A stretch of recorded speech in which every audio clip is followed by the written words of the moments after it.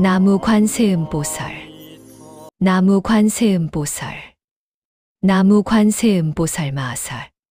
지금 이 시간 하루의 모든 걱정을 내려놓고 조용히 눈을 감아 보십시오. 무언가를 이루려 하지 않아도 됩니다. 억지로 잠들려 하지 않아도 됩니다. 보살님, 오늘 이 법문 안내를 끝까지 들어주신 것만으로도 이미 부처님 말씀 공덕을 시작하신 것입니다. 부처님 말씀은 어렵지 않습니다.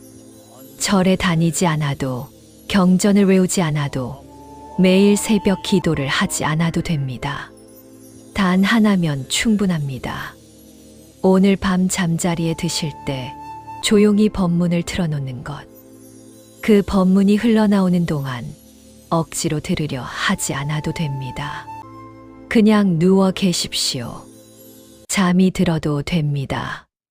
다른 생각이 나도 됩니다. 부처님의 말씀은 당신이 준비가 되어 있지 않아도 스며듭니다. 물이 스펀지에 스며들듯 그 말씀이 당신의 마음 깊은 곳에 조금씩 쌓입니다. 그렇게 한 달이 지나면 당신도 모르는 사이에 무언가가 달라져 있을 것입니다. 아침에 눈을 뜨면 오늘도 살아있구나라는 감사함이 먼저 올지도 모릅니다. 그 작은 변화들이 모여 집안의 기운을 바꿉니다. 오늘 밤 이 말씀을 접하신 당신과 당신의 가족 모두에게 부처님의 자비로운 빛이 가득하기를, 집안이 따뜻하게 화목해지기를, 막혔던 일들이 하나씩 술술 풀려가기를, 불안한 마음이 고요한 평화로 채워지기를, 자식들이 건강하고 제 길을 찾아가기를, 그리고 내일 아침 눈을 뜰 때 새로운 하루의 기쁨을 느끼실 수 있기를 진심으로 기원하고 또 기원합니다. 나무 관세음보살 부처님 말씀에 있어서 법문을 듣는다는 것은 귀로 듣으며 마음으로 받아들이는 것으로 한 구절이 가슴에 스며들어 자리 잡는 그날, 그날부터 그 사람의 삶이 달라지기 시작합니다. 집안의 기운도 그날부터 조금씩 바뀝니다. 불자님, 절에 다니신 지 오래되셨거나 유튜브나 라디오에서 법문을 들으신 적이 있으신 분들 가운데 이런 생각을 해보신 적 없으십니까?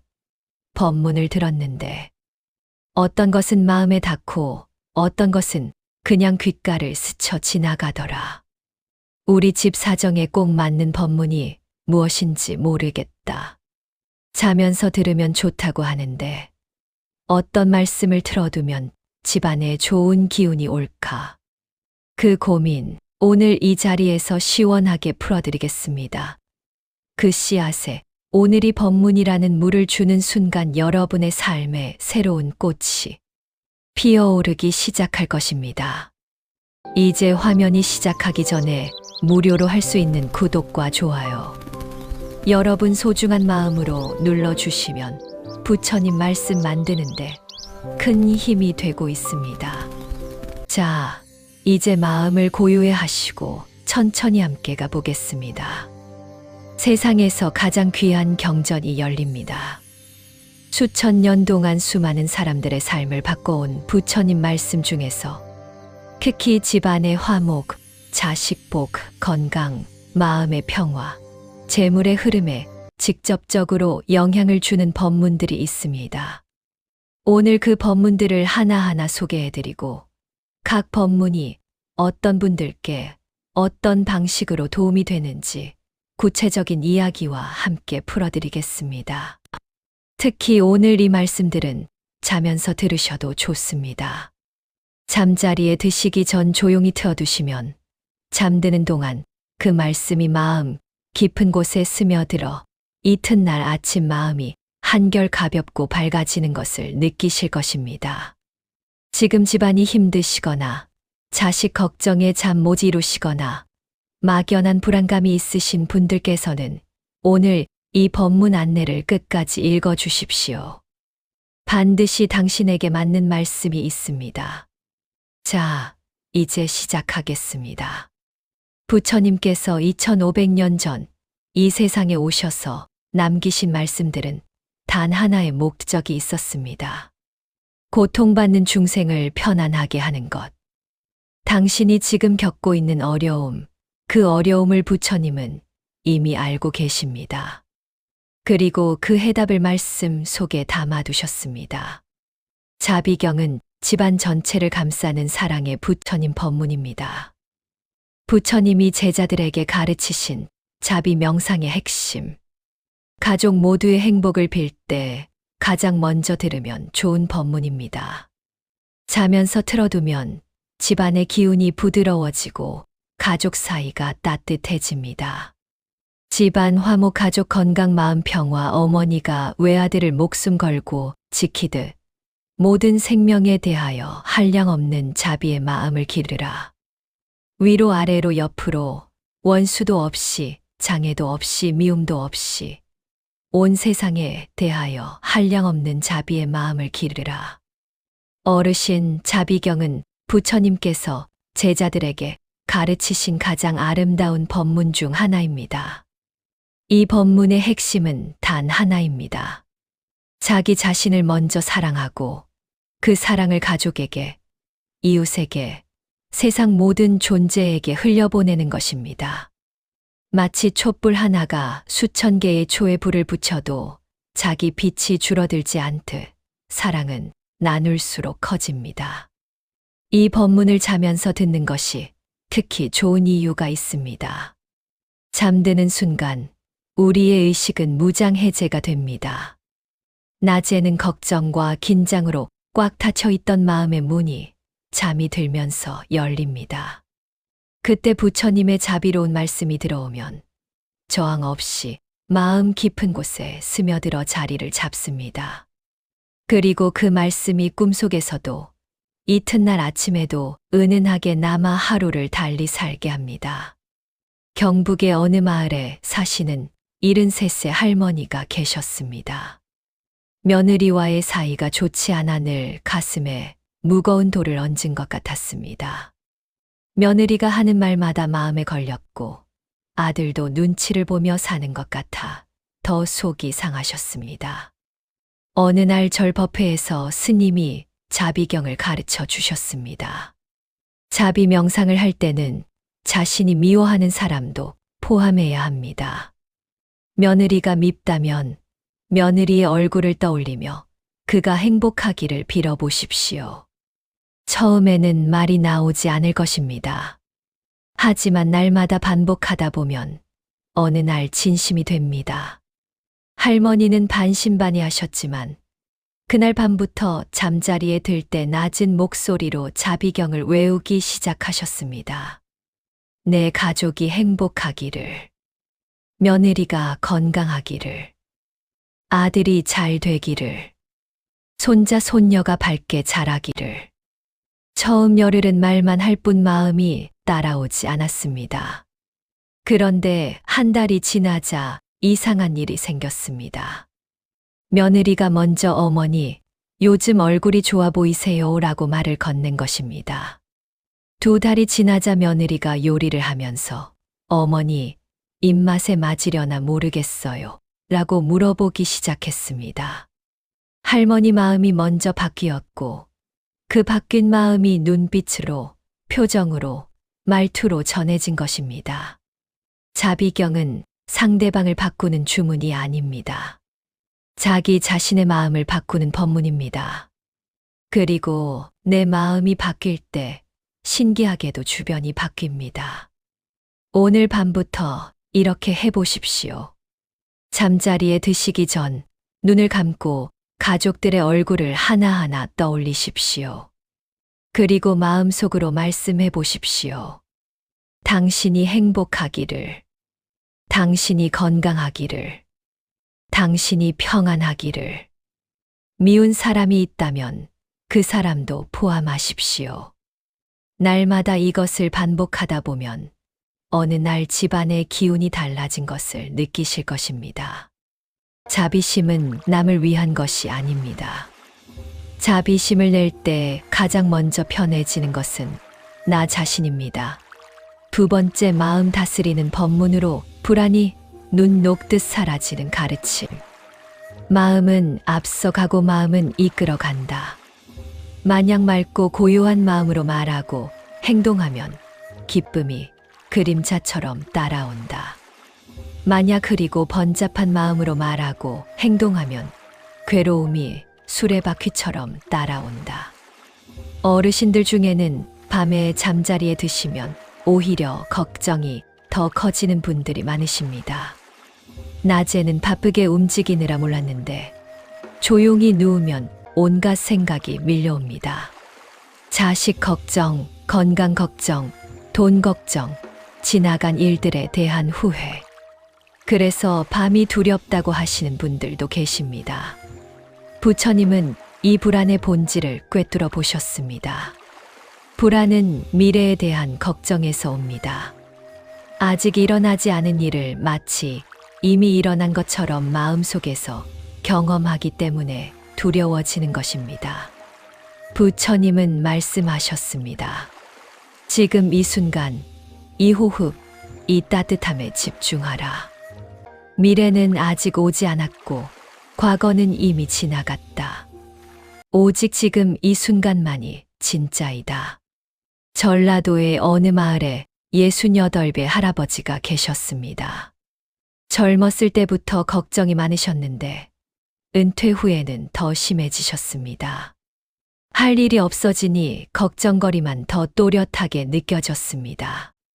혈압이 올랐고 수면제 없이는 잠을 못 이루셨습니다. 아들이 불교 법문 오디오를 스마트폰에 넣어드렸습니다. 처음에는 귀찮으셨지만 잠이 안 와 뒤척이다 한번 틀어보셨습니다. 지금 이 순간 당신은 안전합니다. 지금 이 숨을 들이쉬십시오. 천천히 내쉬십시오. 지금 이 순간 아무것도 나쁜 일은 일어나지 않고 있습니다.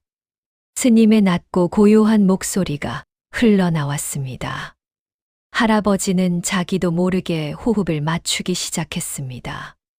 첫날은 법문이 끝나기 전에 잠이 드셨습니다. 이튿날 아침 신기하게도 개운했습니다. 그날부터 매일 밤 법문을 틀어두는 것이 습관이 되었습니다. 3달이 지나자 수면제를 끊으셨습니다. 법문이 나를 잠재우는 것이 아니야. 내 마음이 법문을 들으면서 스스로 쉬는 법을 배운 거야. 할아버지는 그렇게 말씀하셨습니다. 불안할 때 특히 도움이 되는 법문 종류. 1. 호흡 명상 법문. 숨을 들이쉬고 내쉬는 것에 집중하는 아나파나사티 가르침. 불안이 심할 때 즉각적으로 효과가 있습니다. 2. 사념처 법문 몸과 마음 알아차림. 지금 이 순간 몸의 감각을 느끼는 수행. 생각이 너무 많을 때 현재로 돌아오게 해줍니다. 3. 무상, 고, 무아 법문. 모든 것은 변한다는 부처님 핵심 가르침. 걱정하는 일들도 반드시 지나간다는 것을 알게 됩니다. 4. 잠자리 자비 명상 법문. 누운 채로 들을 수 있는 짧은 자비 명상. 2030분 분량으로 대부분 법문이 끝나기 전에 잠이 듭니다. 어르신, 불안한 마음을 억지로 없애려 하지 마십시오. 불안을 없애려 할수록 오히려 불안이 커집니다. 부처님의 가르침은 다릅니다. 불안을 있는 그대로 바라보십시오. 아, 내가 지금 불안하구나. 이 불안은 내가 가족을 사랑하기 때문에 생긴 것이구나. 그렇게 알아차리는 것만으로도 불안의 힘이 절반으로 줄어듭니다. 불안을 없애는 것이 아니라 불안과 친해지는 것이 부처님의 가르침입니다. 알아차리는 순간 불안은 힘을 잃습니다. 3번째, 인연과 복에 관한 법문으로 집안 일이 술술 풀리는 이유. 씨앗을 심어야 열매를 거둔다. 선한 씨앗을 심으면 선한 열매가 오고 악한 씨앗을 심으면 악한 열매가 온다. 이것은 하늘이 정한 것도 아니고 신이 내린 것도 아니다. 오직 자기 자신이 행한 것이 돌아오는 것이다.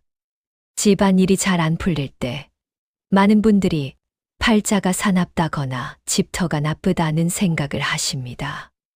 혹은 조상 중에 잘못한 사람이 있어서 그 업이 내려온다고 생각하시기도 합니다.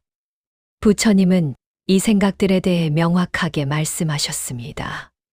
팔자는 바꿀 수 있다. 업은 새로운 선한 행위로 녹일 수 있다. 지금 이 순간부터 달리 행동하면 삶의 흐름이 달라진다. 이 법문을 들으면 가장 먼저 일어나는 변화는 원망이 줄어드는 것입니다. 모든 것을 팔자나 환경 탓으로 돌리는 대신 내가 지금 무엇을 심을 수 있는가를 생각하기 시작합니다. 그 생각의 전환이 집안의 기운을 바꿉니다. 원망으로 가득한 집에는 복이 머물지 않습니다. 감사하고 베푸는 집에 복이 쌓입니다. 서울에 사시는 72살의 할머니는 아들 셋을 두셨는데 셋 다 사정이 어려웠습니다. 큰아들은 사업이 기울었고 둘째는 취업이 안 되어 있었고 막내는 빚이 있었습니다. 할머니는 내 팔자가 이렇게 사나운 것이냐 하며 한숨을 쉬셨습니다. 어느 날 절에서 스님의 법문을 들으셨습니다. 잘 안 풀린다고 느낄 때 딱 한 가지만 해보십시오. 지금 내가 무엇을 심고 있는지 살펴보십시오. 걱정을 심고 있습니까? 감사를 심고 있습니까? 원망을 키우고 있습니까? 사랑을 키우고 있습니까? 씨앗이 달라지면 반드시 열매가 달라집니다. 할머니는 그 말씀이 가슴에 박혔습니다. 집에 돌아와 생각해 보니 자신이 매일 아들들에 대한 걱정과 원망의 씨앗을 심고 있었다는 것을 깨달으셨습니다. 그날부터 할머니는 매일 아침 일어나면 세 가지를 생각하셨습니다. 오늘 내가 심을 좋은 씨앗이 무엇인지, 그리고 아들들을 위해 마음속으로 기도하셨습니다. 큰아들 사업이 잘 되어 고객들에게 도움이 되기를, 둘째가 좋은 일자리를 만나 능력을 펼치기를, 막내가 빚을 갚고 가볍게 살기를 1년이 지났습니다. 큰아들의 사업은 방향을 전환하여 안정을 찾았습니다. 둘째는 늦었지만 자신에게 맞는 일을 찾았습니다. 막내는 조금씩 빚을 갚아가기 시작했습니다. 할머니는 말씀하셨습니다. 내가 바뀌었더니 아이들이 바뀌더라. 걱정의 눈빛이 믿음의 눈빛으로 바뀌었더니 아이들이 스스로 일어서더라. 집안 복을 여는데 도움이 되는 법문 종류. 1. 업과 인과응보 법문. 내가 심은 씨앗이 돌아온다는 부처님 핵심 가르침. 운명을 탓하는 대신 새로운 씨앗을 심게 해줍니다. 2. 보시와 공덕 법문. 나누고 베풀 때 복이 생긴다는 가르침. 가장 실천적인 법문으로 즉각 행동으로 옮길 수 있습니다. 3. 발언 기도 법문. 가족 모두의 행복을 빌고 발언하는 기도 법문입니다. 자면서 들으면 그 발언이 깊은 곳에서 계속 이어집니다. 집안일이 술술 풀리기를 바라신다면 오늘 밤부터 이 법문을 들으시면서 한 가지 다짐을 해보십시오. 내일 한 사람에게 작은 것을 베풀겠다. 이웃에게 인사 한마디, 지나가는 사람에게 미소 하나, 어려운 사람에게 작은 도움 하나. 그 작은 씨앗 하나가 집안으로 들어오는 복의 문을 열어줍니다. 팔자는 타고나는 것이 아니라 매 순간 내가 만들어가는 것입니다. 오늘 어떤 씨앗을 심으셨습니까? 네 번째로 감사와 회향법으로 잠자리에서 듣기 가장 좋은 말씀입니다. 하루를 마칠 때 오늘 받은 것을 헤아리고 감사하라. 그 감사함을 나 혼자 간직하지 말고 세상 모든 존재에게 돌려라. 이것이 회향이다. 회향하는 사람은 자기가 베푼 것이 10배가 되어 돌아오는 것을 경험한다. 회향이란 말씀을 들어보셨습니까? 내가 이 시간 법문을 듣고 마음이 편해진 그 공덕을 나만 갖는 것이 아니라 세상 모든 사람에게 돌리는 것입니다. 내가 오늘 법문을 들어 얻은 평화가 우리 가족 모두에게 전해지기를. 내가 오늘 감사함을 느낀 이 마음이 어려운 모든 이들에게도 전해지기를. 이렇게 마음을 넓히는 것이 회향입니다. 이 회향 법문이 자면서 듣기 특히 좋은 이유는 분명합니다. 하루 동안 쌓인 부정적인 감정들, 억울함, 화, 피로, 걱정들을 내려놓고 오늘 하루 주어진 것들에 대한 감사함으로 마음을 채운 채 잠드는 것이기 때문입니다.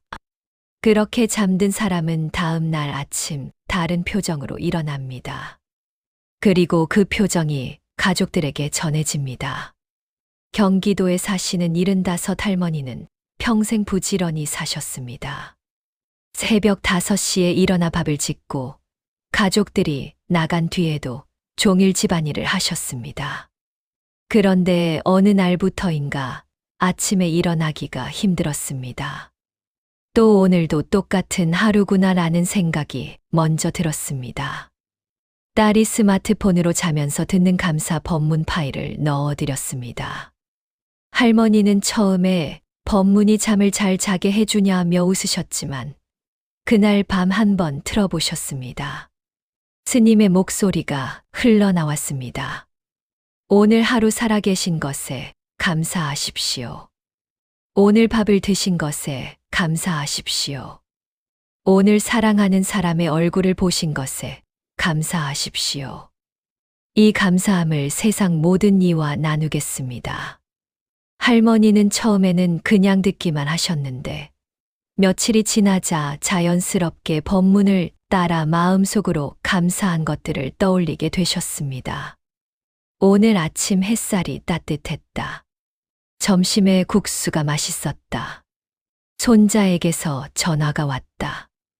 몸이 아프지 않았다. 그 감사함들을 마음에 담고 잠이 드셨습니다. 한 달이 지나자 할머니의 아침이 달라졌습니다. 눈을 뜨면 또 오늘도가 아니라 오늘은 무슨 좋은 일이 있을까라는 생각이 먼저 들었습니다. 딸이 말했습니다. 엄마, 요즘 왜 이렇게 표정이 좋아요? 할머니는 웃으며 대답하셨습니다. 자다가 부처님 말씀 들으면서 감사해지더라고.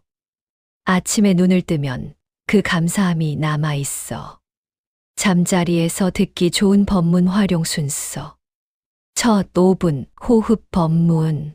몸의 긴장을 풀고 호흡을 고르게 합니다. 낮에 쌓인 긴장이 천천히 녹아내립니다. 이 5분에서 15분 자비 명상 법문. 가족들의 행복을 빌며 마음을 따뜻하게 합니다. 걱정이 사랑으로 바뀌는 시간입니다. 35분에서 25분 감사 회향 법문. 오늘 하루 감사한 것을 돌아보고 그 감사함을 세상에 나눕니다.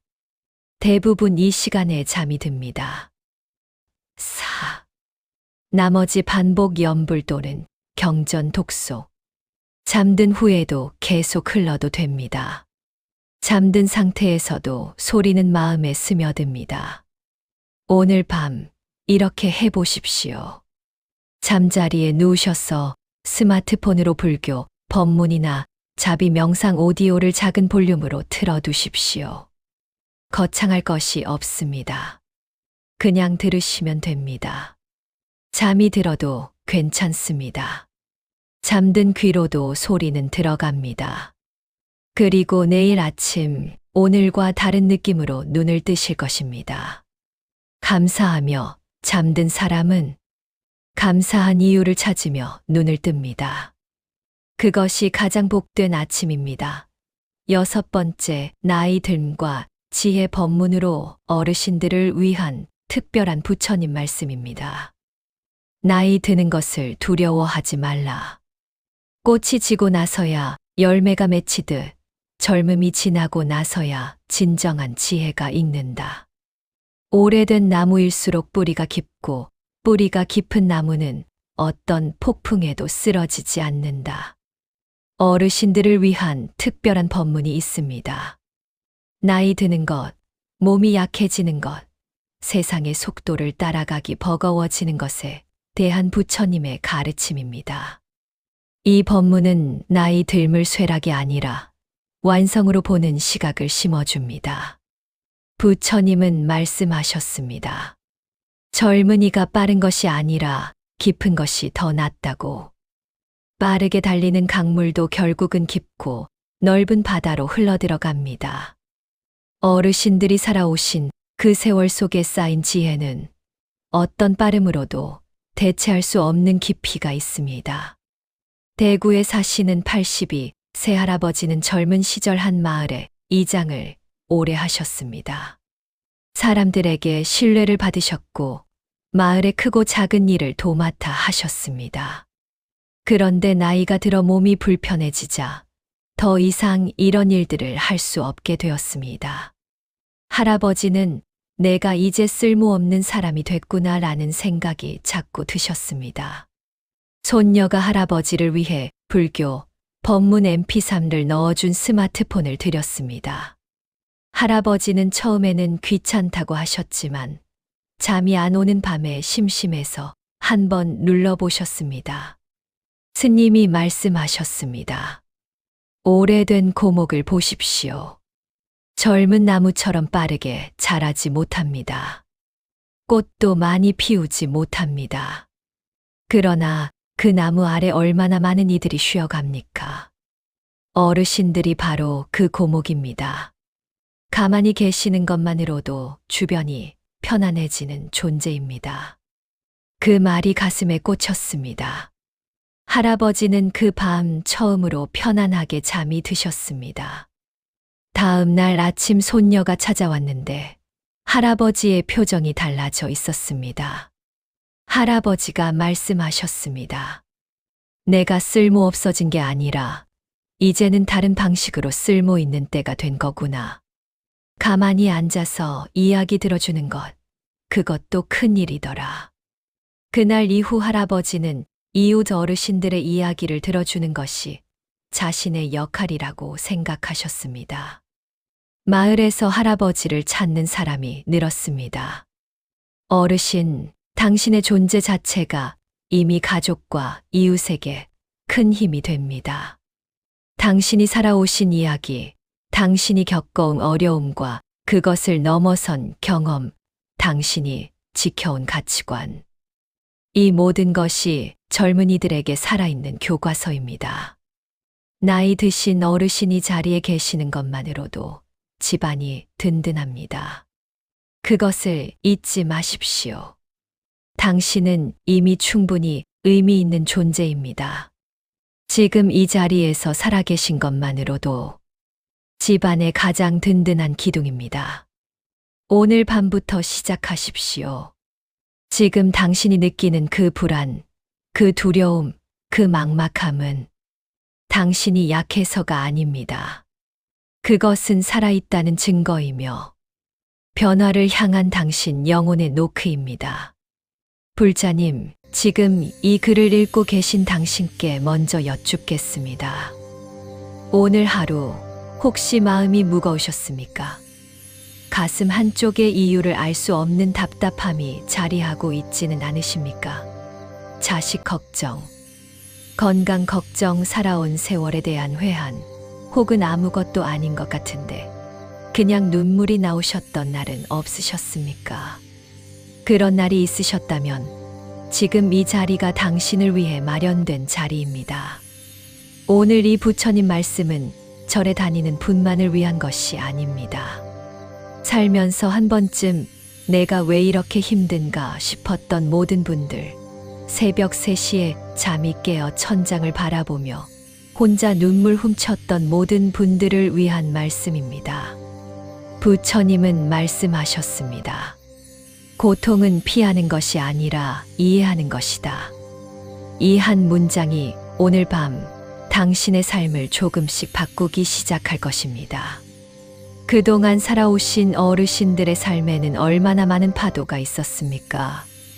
전쟁의 포성 속에서도 자식을 품에 안고 가난한 밥상 앞에서도 웃음을 잃지 않으셨던 그 세월. 그 모든 것을 견뎌내셨는데 왜 지금 이 나이에 마음이 이리도 흔들릴까요? 그것은 당신이 약해진 것이 아닙니다. 오히려 이제야 비로소 자신의 마음과 마주할 시간이 찾아온 것입니다. 자, 이제 깊게 한번 숨을 들이쉬십시오. 그리고 부처님께서 이 땅의 모든 중생에게 전하신 말씀을 함께 들어보겠습니다. 오늘 밤 이 말씀이 당신의 베개 곁에서, 당신의 잠자리 속에서, 당신의 꿈 속에서까지 함께 하기를 진심으로 기원합니다. 삶이 그대를 힘들게 할 때 부처님은 항상 거기 계십니다. 마음이 모든 것의 주인입니다. 첫 번째 가르침. 모든 것은 마음이 앞서가고 마음이 이끌며 마음으로 이루어진다. 만약 사람이 나쁜 마음으로 말하거나 행동하면 고통이 그를 따라오니 마치 수레가 소의 발자국을 따르는 것과 같다. 만약 사람이 맑은 마음으로 말하거나 행동하면 기쁨이 그를 따라오니 마치 그림자가 형체를 떠나지 않는 것과 같다. 어르신, 이 말씀을 처음 들으시면 혹시 이런 생각이 드실지도 모릅니다. 나는 늘 좋은 마음으로 살았는데 왜 이리 고생이 많은가? 그 억울한 마음 충분히 이해됩니다. 하지만 부처님께서 말씀하신 마음이란 단지 착한 마음만을 뜻하는 것이 아닙니다. 그것은 집착하지 않는 마음, 있는 그대로를 받아들이는 마음, 그리고 자기 자신을 먼저 용서하는 마음입니다. 옛날 인도에 한 노파가 살았습니다. 그 노파는 평생 불행하다고 생각하며 살았습니다.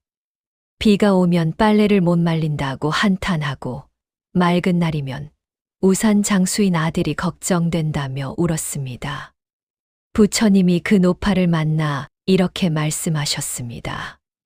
비 오는 날은 미역 장수인 딸이 잘 팔겠다고 기뻐하고 맑은 날은 우산 장수 아들 덕분에 밖에 나다닐 수 있다고 기뻐하면 어떻겠소?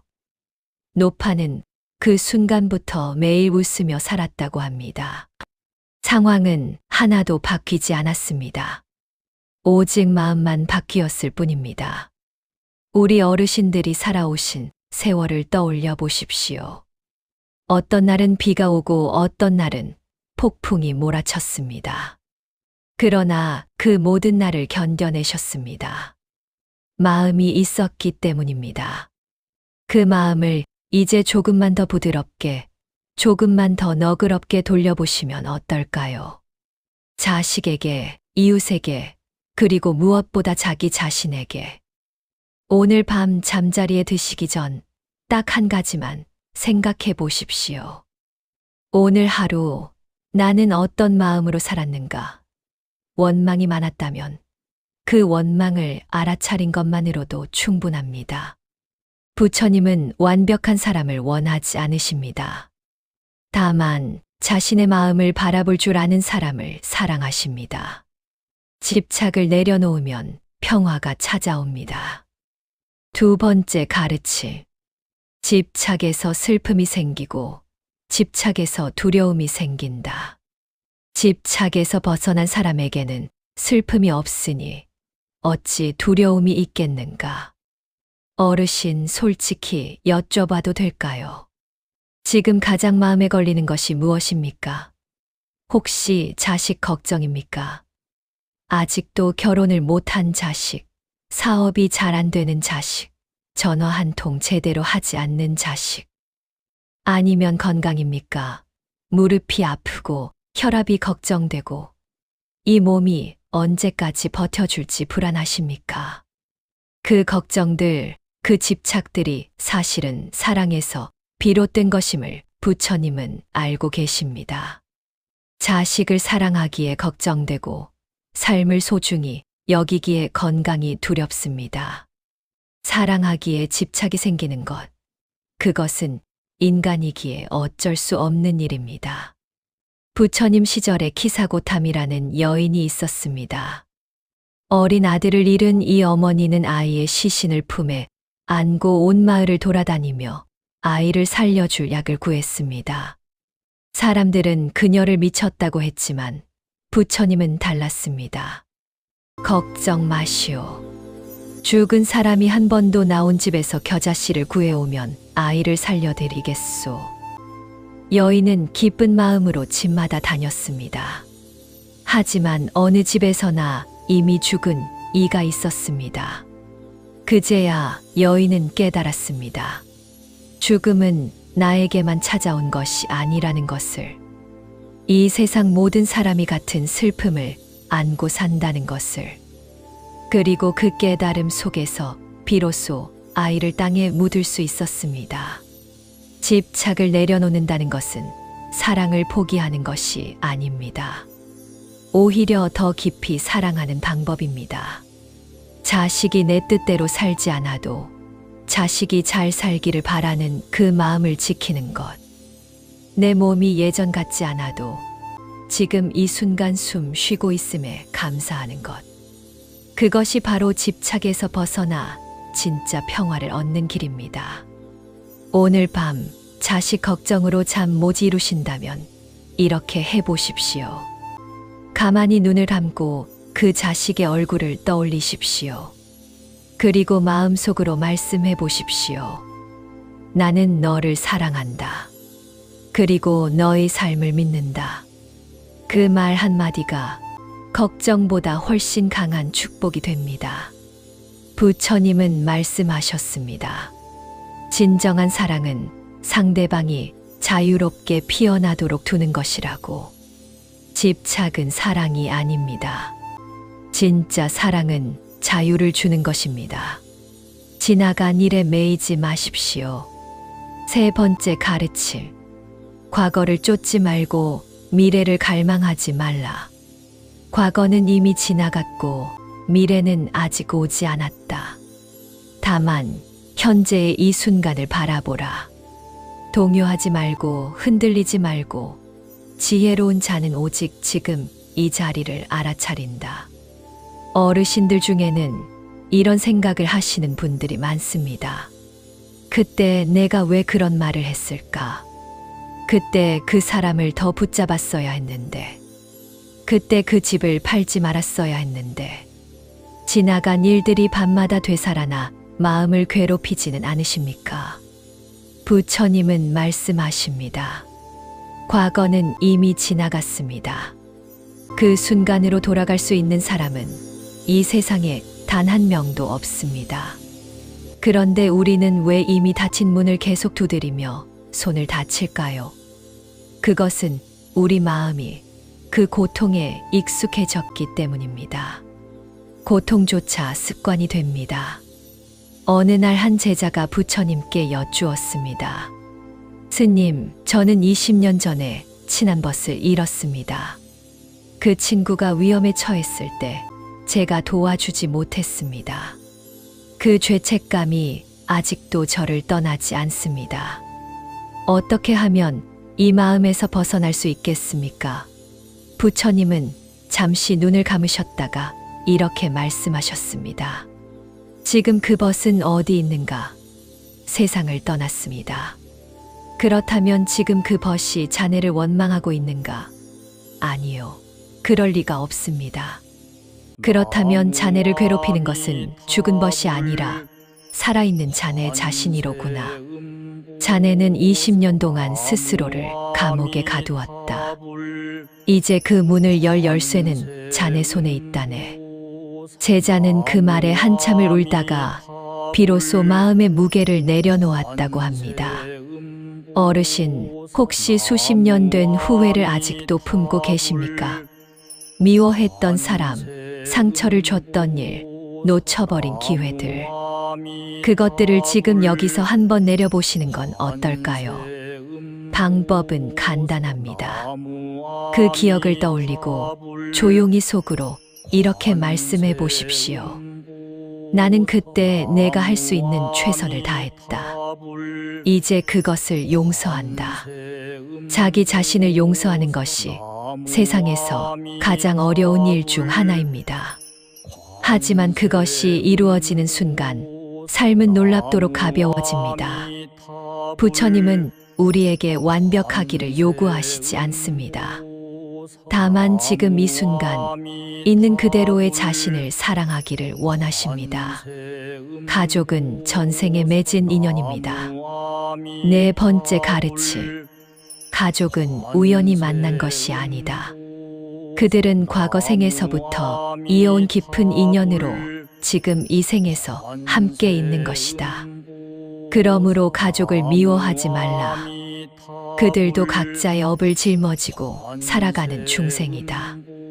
어르신들이 가장 많이 힘들어 하시는 것 중 하나가 바로 가족 문제입니다. 평생을 희생하며 키운 자식인데 요즘은 너무 바빠서 전화도 잘 안 합니다. 며느리와 사이가 어렵고 남편 혹은 아내와는 오랜 세월이 지나도 여전히 서운한 것들이 남아 있습니다. 형제 간에 재산 문제로 멀어진 경우도 있습니다. 부처님은 이 모든 관계가 단 하나의 생에서 시작된 것이 아니라고 하십니다. 당신의 자식은, 당신의 배우자는, 당신의 형제는 전생에서부터 깊은 인연으로 맺어진 소중한 존재들입니다. 그렇기에 그들이 때로 상처를 주는 것은 그들이 나쁜 사람이어서가 아니라 그 인연이 그만큼 깊기 때문입니다. 경상도 산골에 8순이 넘은 어머니가 살고 있었습니다. 아들 셋이 있었지만 막내 아들과는 오랫동안 연락이 끊겼습니다. 젊은 시절 어머니가 화가 나서 내뱉은 한마디 말 때문이었습니다. 내가 내 자식이냐. 그 말이 막내의 가슴에 박혀 20년이 흘렀습니다. 어머니는 매일 그 말이 후회되어 잠을 못 이루셨습니다. 어느 날 절에 가신 어머니는 스님에게 이 이야기를 했고 스님은 이렇게 말했습니다. 어머니, 먼저 편지를 쓰십시오. 말로는 못하겠거든 글로 쓰십시오. 어머니는 평생 처음으로 아들에게 편지를 썼습니다. 글씨도 삐뚤고 맞춤법도 틀렸지만 그 편지에는 미안하다, 사랑한다는 말이 가득했습니다. 막내 아들은 그 편지를 받고 사흘을 울다가 고향으로 내려왔습니다. 어머니는 그때서야 비로소 20년의 짐을 내려놓으셨다고 합니다. 어르신, 혹시 마음속에 아직 미안하다는 말을 전하지 못한 사람이 있으십니까? 혹은 사랑한다는 말을 너무 오랫동안 하지 않으신 건 아닙니까? 우리 세대는 그런 말들이 쑥스럽다고 배우며 살았습니다. 하지만 부처님은 말씀하셨습니다. 사랑의 말 한마디는 1000가지 공덕과 같다고. 사랑한다는 표현을 아끼지 마십시오. 오늘 밤이 지나면 내일이 온다는 보장은 누구에게도 없습니다. 오늘 하지 못한 사랑의 말은 내일로 미루지 마십시오. 나이 들면 지혜의 완성입니다. 5번째 가르침. 인생의 봄을 꽃으로 치장하고 여름을 뜨거운 열정으로 살았다면 가을은 그 풍요로운 열매를 거두는 계절이요. 겨울은 고요한 지혜로 모든 것을 받아들이는 때이다. 어느 계절도 더 낫거나 더 못한 것이 없다. 다만 각 계절에 맞는 삶을 사는 것이 지혜로운 자의 길이다. 요즘 우리 사회는 젊음만을 찬양하는 것 같아 마음이 씁쓸하실 때가 있으시지요. 텔레비전에서도 광고에서도 젊고 건강하고 활발한 모습만 보이고 어르신들의 모습은 어딘가 뒤로 밀려나는 것 같은 느낌. 그래서 때로는 자신이 이 세상에서 쓸모 없어진 것 같다는 생각이 드실 때도 있으실 겁니다. 하지만 부처님의 눈으로 보면 전혀 다릅니다. 나이 든다는 것은 쇠락이 아니라 완성입니다. 젊은이가 꽃이라면 어르신들은 열매입니다. 꽃은 화려하지만 곧 집니다. 그러나 열매는 세상을 먹여 살리고 씨앗을 품어 다음 세대를 이어줍니다. 어르신들이 살아오면서 겪어온 수많은 경험과 지혜는 이 세상 어떤 교과서에도 나오지 않는 살아있는 가르침입니다. 부처님 제자 중에 마하가섭이라는 분이 계셨습니다. 늙고 수행이 깊어진 그는 부처님 곁에서 묵묵히 자신의 길을 걸었습니다. 어느 날 젊은 제자들이 수군거렸습니다. 저 늙은 분은 왜 저렇게 천천히 걸으시는 걸까? 우리는 저분보다 훨씬 빠르게 공부할 수 있는데. 부처님이 그 이야기를 들으시고 말씀하셨습니다. 가섭은 느리게 걷는 것이 아니라 땅 한 뼘 한 뼘을 느끼며 걷는 것이다. 너희가 100걸음을 뛰어 지나칠 때 그는 한 걸음에서 진리를 보고 있다. 나이 든 수행자의 한 걸음이 젊은이의 100걸음보다 깊다. 어르신, 당신이 살아오신 그 세월 속에는 얼마나 많은 지혜가 담겨 있습니까? 먹고 살기 힘든 시절을 버텨온 끈기, 자식들을 키우며 터득한 사랑의 방법, 실패 뒤에 다시 일어나는 법, 억울해도 참아야 할 때와 나서야 할 때를 아는 눈. 이것은 젊은이들이 아무리 책을 읽어도 얻을 수 없는 진짜 지혜입니다. 그러니 스스로를 작게 여기지 마십시오. 부처님은 이렇게 말씀하셨습니다. 오래된 나무일수록 뿌리가 깊다고. 그 뿌리가 깊기에 폭풍이 와도 쓰러지지 않는다고. 어르신들이 바로 그 오래된 나무입니다. 세상의 어떤 폭풍에도 흔들리지 않는 깊고 든든한 뿌리. 베풀면 반드시 돌아옵니다. 6번째 가르침. 보시를 하면 부자가 되고 절제를 하면 즐거움을 얻으며 선한 행을 하면 악에서 벗어난다. 마음으로 남을 사랑하면 자신이 먼저 평화로워진다. 주는 것이 받는 것보다 더 큰 기쁨이다. 어르신, 혹시 요즘 삶이 무기력하게 느껴지신 적이 있으십니까? 아침에 일어나도 특별히 할 일이 없고 하루하루가 비슷비슷하게 흘러가는 것 같아 허전하신 날이 있지는 않으십니까? 그럴 때 부처님은 한 가지 처방을 주십니다. 바로 베풀라는 것입니다. 베푼다는 것이 반드시 큰 돈이나 큰 물건을 줘야 하는 것이 아닙니다. 이웃집 어르신에게 건네는 따뜻한 인사 한마디, 힘들어 보이는 아이에게 건네는 미소 하나, 길을 잃은 사람에게 알려주는 길 안내. 이 모든 것이 보시입니다. 그리고 신기한 것은 베풀 때 상대방이 기뻐하기 전에 내 마음이 먼저 밝아진다는 사실입니다. 전라도 어느 작은 마을에 할머니 한 분이 계셨습니다. 남편을 일찍 여의고 혼자 살아오신 분이었습니다. 어느 날 아파트 경비 아저씨가 추운 날 밖에서 벌벌 떨며 야간 근무를 하는 걸 보셨습니다. 그 할머니는 다음 날 아침 직접 끓인 미역국을 뚝배기에 담아 경비실 문 앞에 두었습니다. 아무 말도 없이. 경비 아저씨는 누가 이걸 가져왔는지 몰랐지만 다음 날부터 그 할머니가 마트에 가실 때마다 무거운 짐을 들어드리기 시작했습니다. 마을 사람들은 그 두 분을 보며 이렇게 말했습니다. 저것이 복이다. 복은 주고받는 게 아니라 나눌 때 불어나는 거다. 그 할머니는 외롭지 않으셨습니다. 작은 베품 하나가 마을 전체의 온기가 되었기 때문입니다. 집안이 잘 되기를 원하십니까? 자식들이 복을 받기를 원하십니까? 그렇다면 지금 당장 가장 가까운 이웃에게 따뜻한 말 한마디를 건네보십시오. 부처님은 말씀하셨습니다. 한 가정에서 선한 마음이 흐를 때 그 가정은 반드시 복을 받는다고. 그 선한 마음을 시작하는 사람이 바로 어르신들이십니다. 집안의 어른이 먼저 복의 씨앗을 뿌릴 때 온 집안이 그 열매를 거둡니다. 지금 이 순간이 가장 소중합니다. 7번째 가르침. 지금 이 한순간을 충실히 살아가는 것이 천년을 나태하게 사는 것보다 낫다. 지금 이 한 호흡을 깊이 느끼는 것이 1000번의 기도보다 진실되다. 지금 이 자리에서 깨어있는 것이 진정한 수행이다. 어르신들이 종종 이런 말씀을 하십니다. 이제 살아봐야 얼마나 더 살겠어. 이 나이에 뭘 또 새로 시작해. 하지만 부처님의 눈으로 보면 이 순간, 이 호흡 하나가 우주 전체만큼 소중합니다. 지금 이 순간을 살고 있다는 것 자체가 기적입니다. 생각해 보십시오. 지금 숨을 들이쉬고 내쉬고 있습니다.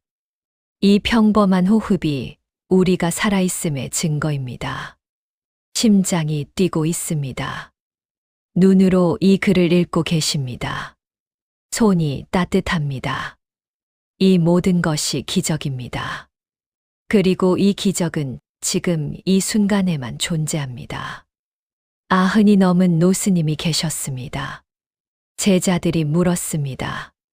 스님은 이 나이에도 어찌 그리 밝으십니까? 두렵지 않으십니까? 노스님은 웃으며 대답하셨습니다.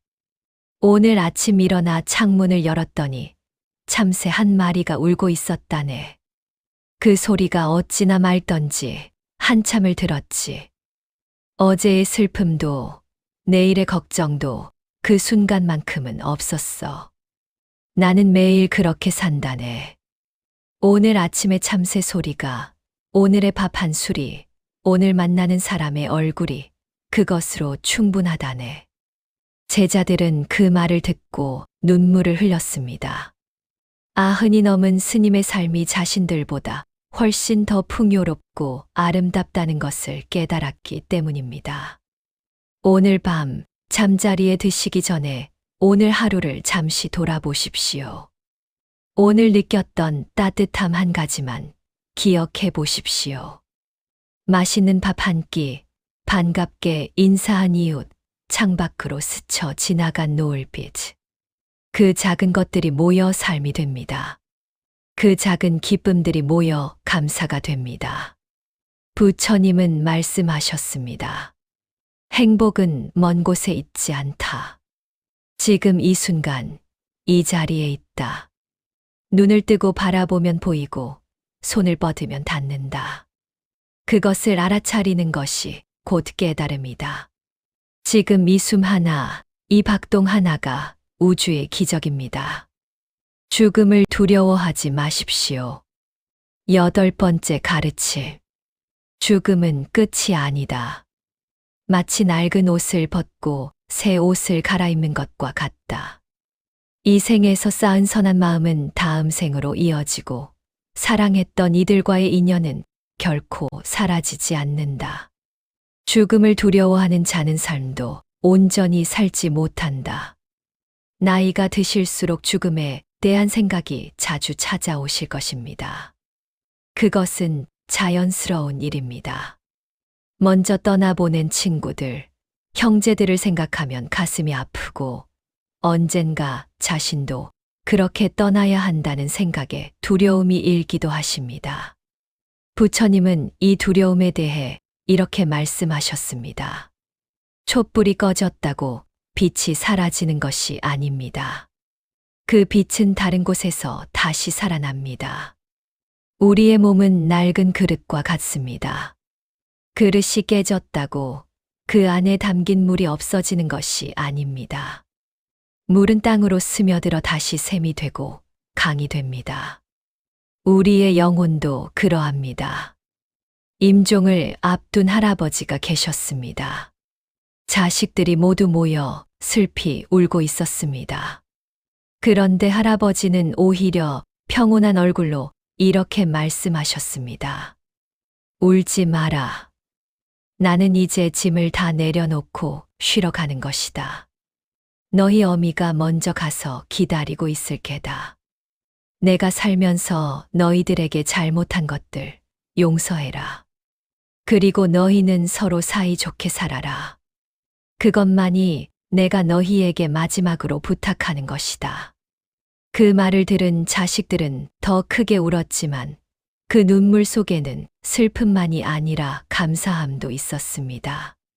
할아버지는 죽음을 앞에 두고도 끝까지 자식들을 걱정하셨습니다. 그분은 가장 아름다운 마무리를 하신 것입니다. 어르신, 죽음을 생각하는 것이 반드시 슬픈 일만은 아닙니다. 오히려 죽음을 생각할 때 지금 이 삶이 얼마나 소중한지 더 잘 느낄 수 있습니다. 부처님은 말씀하셨습니다. 죽음을 준비하는 가장 좋은 방법은 매 순간을 선하고 따뜻하게 사는 것이라고. 그렇게 살았다면 마지막 순간도 편안할 수 있다고. 오늘 밤 먼저 떠난 사람들을 위해 잠시 기도해 보십시오. 잘 지내고 계십니까? 여기서도 당신을 기억합니다. 그리고 당신이 있는 그곳에서 편안하시기를 빕니다. 그 마음이 닿을 것입니다. 사랑은 죽음보다 강하기 때문입니다. 감사하는 마음이 복의 씨앗입니다. 9번째 가르침. 감사할 줄 모르는 마음은 마르고 척박한 땅과 같다. 씨앗을 아무리 뿌려도 자라지 않는다. 그러나 감사한 마음은 촉촉하고 기름진 땅과 같다. 작은 씨앗 하나도 크게 자라 넉넉한 그늘과 풍성한 열매를 준다. 살다 보면 억울하고 원통한 일들이 얼마나 많습니까?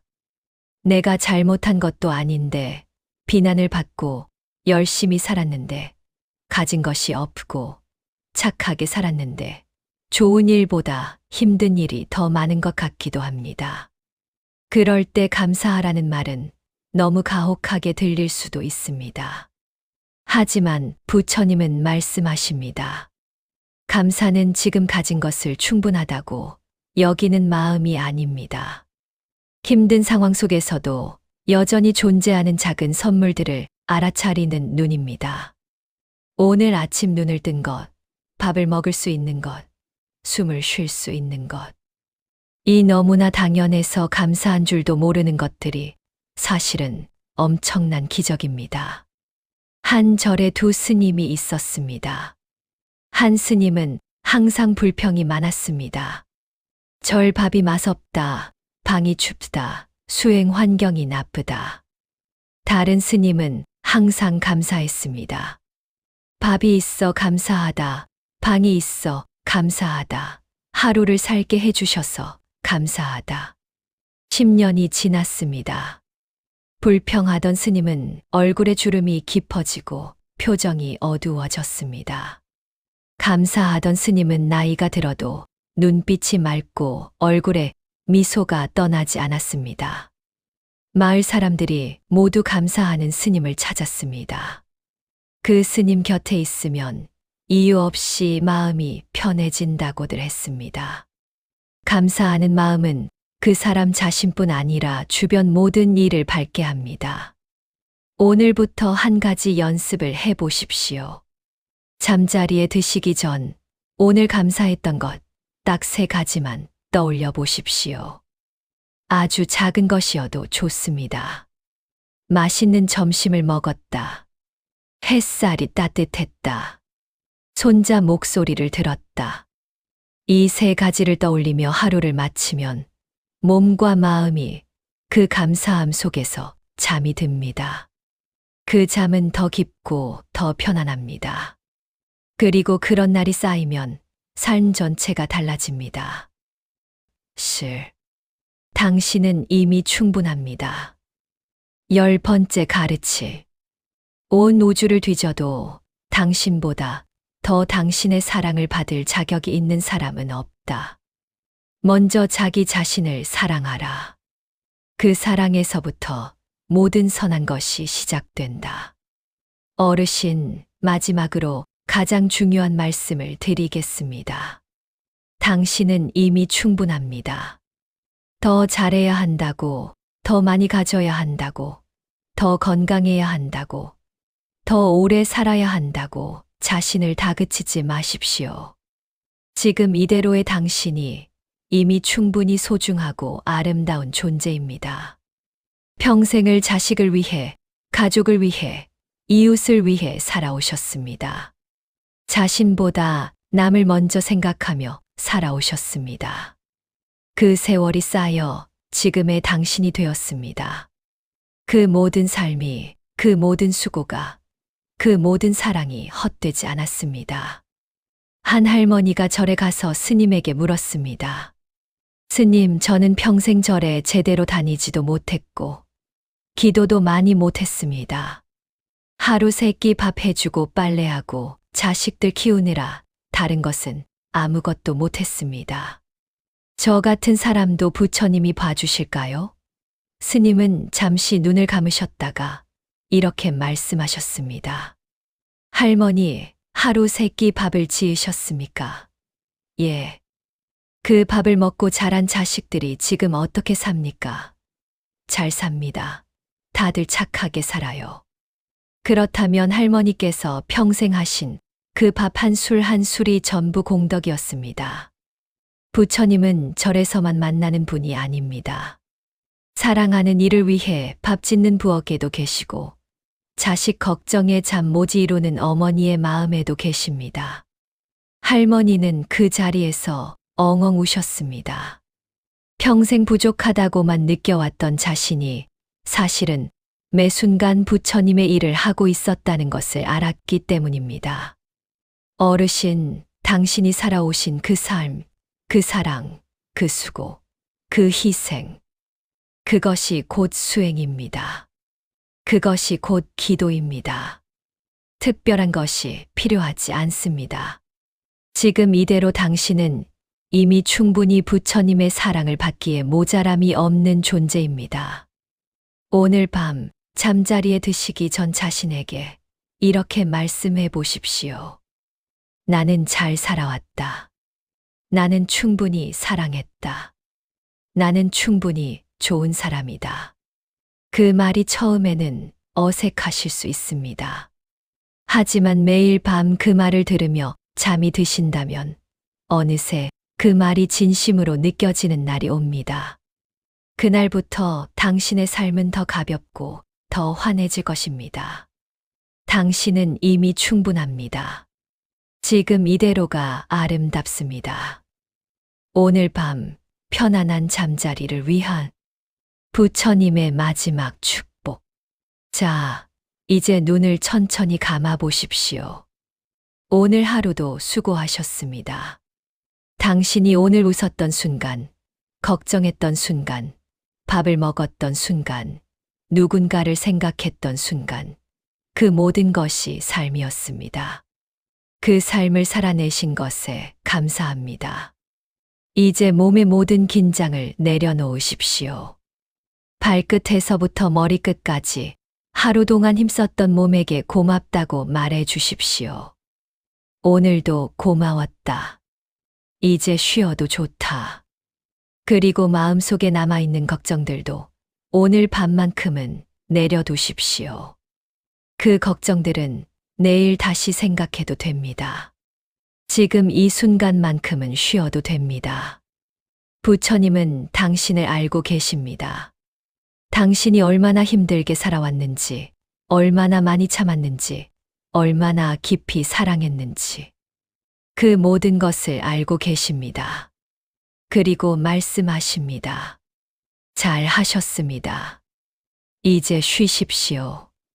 당신이 자는 동안 부처님의 자비로운 빛이 당신을 감싸기를, 당신의 집안에 평화와 화목이 깃들기를, 당신의 자식들이 건강하고 행복하게 살기를, 당신의 마음의 불안 대신 고요함이 자리하기를, 그리고 내일 아침 눈을 뜰 때 새로운 하루의 기적에 감사할 수 있기를 진심으로 기원합니다.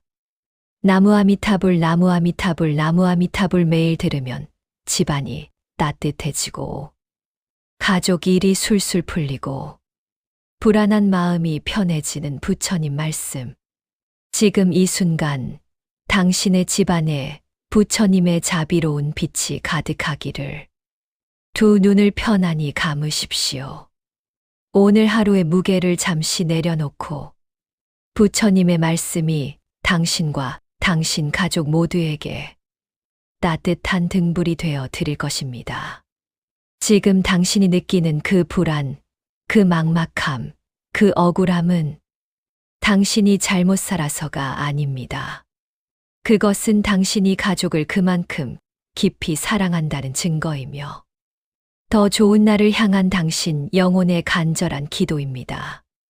어르신, 지금 이 글을 읽고 계신 당신께 먼저 여쭙겠습니다. 오늘 하루 마음이 무거우셨습니까? 가슴 한쪽에 이유를 알 수 없는 답답함이 자리하지는 않으셨습니까? 자식 걱정, 건강 걱정, 돈 걱정, 집안 걱정. 눈을 뜨면 걱정이고 눈을 감으면 또 걱정이 따라오는 날들이 있으셨습니까? 그런 날이 있으셨다면 지금 이 자리가 바로 당신을 위해 마련된 자리입니다. 오늘 이 부처님 말씀은 특별한 사람만을 위한 것이 아닙니다. 살면서 한 번쯤 왜 우리 집만 이렇게 힘든가 싶었던 모든 분들, 새벽에 잠이 깨어 천장을 바라보며 혼자 눈물 흘리셨던 모든 분들, 가족이 좀 더 잘 되기를 마음속으로 빌고 또 빌었던 모든 분들을 위한 말씀입니다. 부처님은 말씀하셨습니다. 집안이 화목하면 모든 일이 이루어진다. 이 한 문장이 오늘 밤 당신의 집안을 조금씩 바꾸기 시작할 것입니다. 70년, 80년을 살아오신 어르신들의 삶에는 얼마나 많은 파도가 있었습니까? 전쟁의 포성 속에서도 자식을 품에 안고 배고픈 시절에도 밥 한 끼를 나누고 병든 부모를 등에 업고 산을 넘으셨던 분들. 그 모든 것을 견뎌내셨는데 왜 지금 이 나이에 마음이 이리도 흔들리고 집안일이 풀리지 않는 것 같을까요? 그것은 당신이 약해진 것이 아닙니다. 오히려 이제야 비로소 진짜 쉬어야 할 때가 찾아온 것입니다. 그리고 그 쉼 속에서 당신의 집안으로 복이 흘러들어올 자리가 마련되는 것입니다. 자, 이제 깊게 한번 숨을 들이쉬십시오. 부처님께서 이 땅의 모든 가정을 향해 전하신 말씀을 함께 들어보겠습니다. 집안의 따뜻함은 하늘에서 내려오는 것이 아니라 당신의 마음에서 시작됩니다. 이 첫 번째 가르침. 마음이 집안의 씨앗입니다. 부처님 말씀. 마음이 모든 것의 주인이다. 마음에서 모든 것이 비롯되고 마음으로 모든 것이 이루어진다. 맑은 마음으로 말하고 행동하면 기쁨이 그림자처럼 따라오고 흐린 마음으로 말하고 행동하면 고통이 수레바퀴처럼 따라온다. 어르신, 집안이 잘 되기를 원하십니까? 자식들이 건강하고 일이 술술 풀리기를 원하십니까? 그렇다면 가장 먼저 바꿔야 할 것이 있습니다. 그것은 돈도, 환경도, 자식들의 태도도 아닙니다. 바로 집안 어른의 마음입니다. 집안에서 가장 연장자의 마음이 어떠하냐에 따라 그 집안의 기운이 결정됩니다. 부처님은 마음을 씨앗에 비유하셨습니다. 좋은 씨앗을 심으면 좋은 열매가 맺히고 나쁜 씨앗을 심으면 나쁜 열매가 맺힙니다. 집안 어른이 매일 아침 감사한 마음으로 눈을 뜨고 따뜻한 말 한마디를 건네고 자식들을 마음속으로 축복한다면 그 집안은 반드시 좋아집니다. 경상북도 어느 산골 마을에 할머니 한 분이 계셨습니다. 슬하에 자식이 셋이었는데 큰아들은 사업이 기울어지고 있었고 둘째 딸은 남편과의 사이가 좋지 않았고 막내는 취직이 되지 않아 속을 썩이고 있었습니다. 할머니는 매일 밤 잠 못 이루며 한숨만 쉬셨습니다. 왜 우리 집만 이럴까? 남들은 다 잘 사는데. 그 원망과 걱정이 입버릇이 되었습니다. 어느 날 할머니가 절에 가셨다가 스님에게 그 이야기를 털어놓으셨습니다.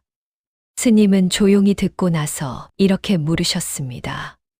할머니, 자식들을 볼 때 어떤 눈으로 보십니까? 걱정스러운 눈으로 보지요. 그 눈빛이 자식들에게 닿습니다. 걱정하는 눈으로 보면 자식도 걱정이 많아집니다. 오늘부터 자식들을 볼 때 이렇게 생각하십시오. 저 아이는 반드시 잘 될 것이다. 저 아이는 복이 많은 아이다. 그 눈빛을 보내십시오. 반신반의하며 할머니는 돌아가셨습니다. 하지만 그날부터 자식들을 볼 때마다 마음속으로 이렇게 말씀하셨습니다. 너는 잘 될 것이다. 부처님이 너와 함께 하신다. 6개월이 지났습니다. 기울던 큰아들의 사업에 뜻밖의 거래가 들어왔습니다. 사이가 나빴던 둘째 딸 부부는 함께 상담을 받기 시작했습니다. 막내는 작은 회사지만 취직이 되었습니다. 할머니는 눈물을 흘리며 절로 달려가 스님께 말씀드렸습니다. 스님, 제 마음이 바뀌었더니 집안이 바뀌었습니다. 스님은 미소 지으며 대답하셨습니다. 할머니가 집안의 씨앗이셨습니다. 오늘 밤 잠자리에 드시기 전 눈을 감고 자식들의 얼굴을 하나하나 떠올려 보십시오. 그리고 마음속으로 이렇게 말씀해 보십시오. 너는 잘 될 것이다. 너는 복이 많다. 나는 너를 믿는다. 그 마음이 닿습니다. 부모의 마음은 어떤 거리도 넘습니다. 두 번째 가르칠. 말 한마디가 집안의 기운을 바꿉니다. 부처님 말씀 중에서 말은 화살과 같다. 한 번 쏜 화살은 돌아오지 않는다. 입에서 나온 말은 공기 중으로 사라지는 것이 아니라 상대의 마음에 새겨진다. 따뜻한 말은 꽃이 되어 피어나고 차가운 말은 상처가 되어 남는다. 말을 조심하는 것이 수행의 반이다. 어르신들 가운데는 이런 경험을 하신 분들이 계실 것입니다. 자식에게 잘 되라고 한 말인데 상처를 줬다거나 걱정이 되어 한 말인데 잔소리로 들렸다거나 아니면 반대로 자식이나 며느리에게서 들은 말 한마디가 몇 날 며칠을 가슴에 걸려 아프셨던 경험. 말이란 그렇습니다. 뱉으면 사라지는 것 같지만 사실은 그 말을 들은 사람의 가슴에 오래오래 남습니다. 부처님은 말씀하셨습니다. 집안을 따뜻하게 하는 가장 빠른 방법은 따뜻한 말을 쓰는 것이라고. 밥은 먹었니? 이 한마디가 자식에게는 세상에서 가장 따뜻한 위로가 될 수 있습니다. 수고했다. 이 두 마디가 며느리의 지친 어깨를 펴게 합니다. 잘 자라. 이 짧은 인사가 손자 손녀의 꿈을 달콤하게 합니다. 서울 외곽의 한 아파트에 칠순 할아버지가 계셨습니다. 평생 일만 하며 사셨던 분이라 말이 많지 않으셨고 자식들에게 칭찬 한 번 제대로 해주신 적이 없었습니다. 아들이 어려서 그림을 잘 그려 가져오면 그런 거 해서 뭐 먹고 사냐고 하셨고 딸이 요리를 해오면 간이 싱겁다고만 하셨습니다. 자식들은 아버지 앞에서 늘 긴장하고 작아졌습니다. 할아버지가 70이 되던 해 큰 병이 오셨습니다. 병원에 입원하시면서 처음으로 많은 시간을 자식들과 함께하게 되셨습니다. 그때 할아버지는 자식들의 얼굴을 찬찬히 바라보다가 이런 생각이 드셨습니다. 내가 이 아이들에게 칭찬 한 번 제대로 해준 적이 있던가. 그리고 처음으로 아들에게 말씀하셨습니다. 내가 있어서 든든했다. 고맙다. 아들은 그 자리에서 눈물을 쏟았습니다. 평생 처음 듣는 말이었습니다. 그날 이후 할아버지는 달라지셨습니다. 퇴원 후 가족들이 모이면 먼저 잘 왔다, 보고 싶었다고 하셨습니다. 밥을 먹을 때면 맛있구나라고 하셨습니다. 손자, 손녀에게는 우리 손자 참 잘생겼네라고 하셨습니다. 가족들이 달라졌습니다. 예전에는 명절에도 어색하고 빨리 가고 싶었던 자식들이 이제는 할아버지 집에 자주 오고 싶어 했습니다. 집안에 웃음이 생겼습니다. 말 한마디가 집안을 바꾼 것입니다. 오늘 당장 실천해 보십시오. 가족 중 한 사람에게 전화를 하거나 문자를 보내십시오. 아주 짧아도 됩니다. 잘 지내고 있지? 보고 싶다. 그 말이 전해지는 순간 받는 이의 하루가 달라집니다. 그리고 그 따뜻함이 다시 당신에게 돌아옵니다. 좋은 말은 주는 이와 받는 이 모두를 동시에 따뜻하게 하는 유일한 선물입니다. 오늘 하지 못한 칭찬 한마디, 내일로 미루지 마십시오. 그 말이 집안의 가장 큰 복입니다. 싼 세 번째 가르침. 원망을 내려놓으면 복이 들어옵니다. 부처님 말씀. 원망은 뜨거운 숯을 손에 쥐고 상대에게 던지려는 것과 같다.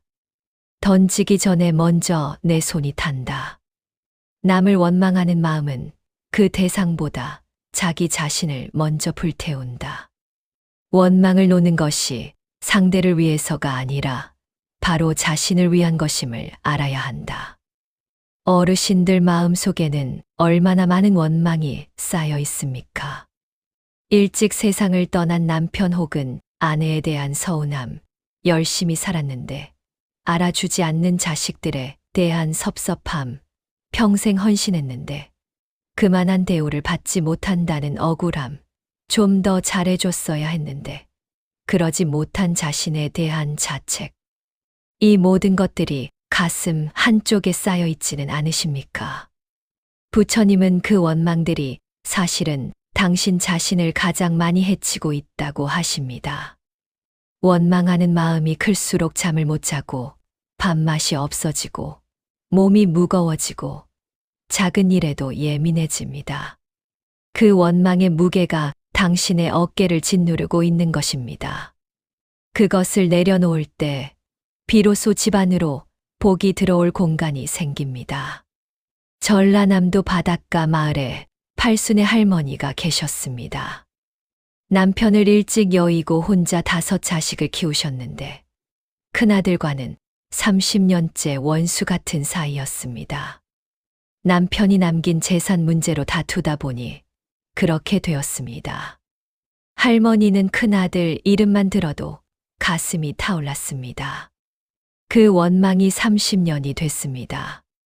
어느 날 할머니의 건강이 크게 나빠졌습니다. 병원에 가니 의사가 스트레스를 줄이라고 했습니다. 집으로 돌아오는 길에 할머니는 오랜만에 절에 들르셨습니다. 부처님 앞에 앉아 기도하다가 눈물이 왈칵 쏟아졌습니다.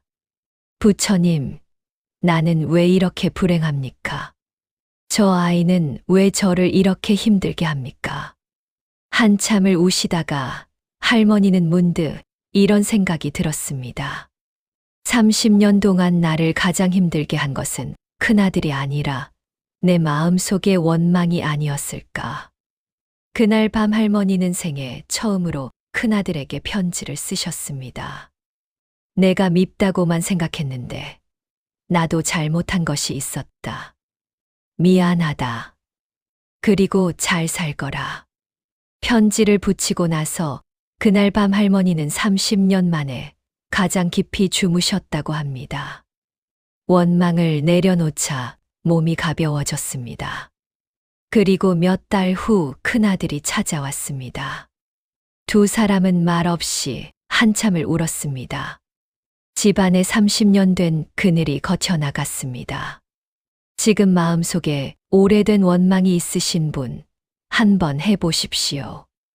그 사람의 얼굴을 떠올리고 조용히 말씀해 보십시오. 나는 당신을 용서합니다.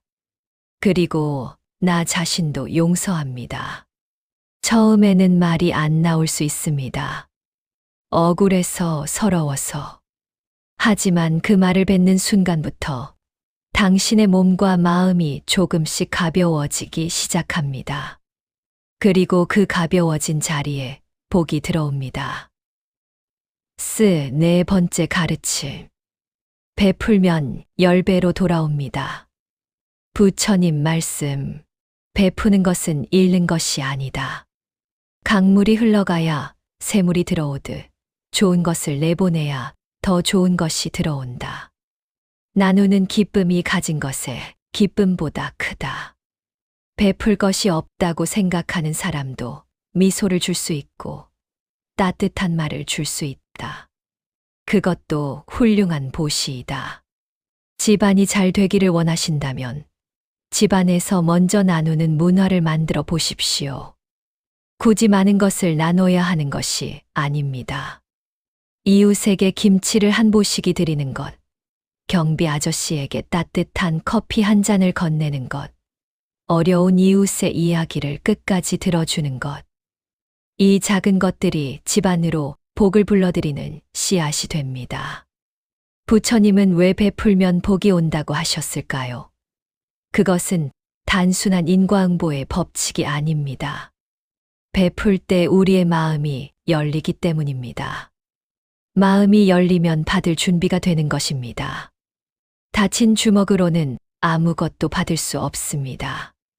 펼친 손만이 선물을 받을 수 있습니다. 충청도 어느 소도시에 작은 국수집을 하시는 할머니가 계셨습니다. 넉넉하지 않은 살림에도 할머니는 매주 화요일을 공짜 날로 정하셨습니다. 혼자 사시는 노인들, 집이 없는 분들, 돈이 없어 보이는 학생들에게 국수 한 그릇씩을 그냥 드리셨습니다. 며느리는 걱정했습니다. 어머니, 그러면 미치는 거잖아요. 할머니는 웃으셨습니다. 미치는 것 같아도 안 미친다. 두고 봐라. 몇 년이 지났습니다. 할머니의 국수집이 유명해졌습니다. 소문을 들은 사람들이 일부러 찾아와서 돈을 더 내고 먹기 시작했습니다. 저는 이 집이 도움받는 분들에게 국수를 드린다는 걸 알고 왔습니다. 저도 조금 보태고 싶어서요. 단골이 늘었고 국수집은 번창했습니다. 며느리는 시어머니에게 고개를 숙였습니다. 어머니가 오르셨습니다. 할머니는 말씀하셨습니다. 국수 한 그릇을 내보내면 10그릇이 들어오더라. 그것이 부처님 말씀이더구나. 오늘 당장 작은 것이라도 나눠보십시오. 베란다에서 키운 상추 몇 포기를 이웃에게, 장날에 사온 떡 몇 개를 옆집에, 전화 한 통으로 밥은 먹었어요? 를 혼자 사는 이웃에게, 그 나눔 하나하나가 당신의 집안으로 복이 들어오는 문을 열어놓는 것입니다. 주는 것이 받는 것보다 더 풍요롭습니다. 베푸는 집안에 반드시 복이 깃듭니다. 5번째 가르침. 자식을 믿고 놓아주십시오. 부처님 말씀. 새는 하늘을 날기 위해 둥지를 떠나야 한다. 어미가 새끼를 날지 못하게 붙들고 있으면 새끼는 하늘을 모른다. 자식을 사랑한다면 그 자식이 스스로의 하늘을 찾도록 믿고 기다려야 한다. 그것이 진정한 어버이의 사랑이다. 어르신들이 가장 힘드셔 하는 것 중 하나가 자식 걱정입니다. 아직도 결혼을 못한 자식, 사업이 잘 안 되는 자식, 직장을 그만두고 새로 시작한다는 자식, 이혼을 했거나 사이가 나쁜 자식. 그 걱정이 얼마나 깊으면 밥도 안 넘어가고 잠도 안 오십니까? 그런데 부처님은 이렇게 물으십니다. 그 걱정이 자식에게 도움이 되고 있습니까?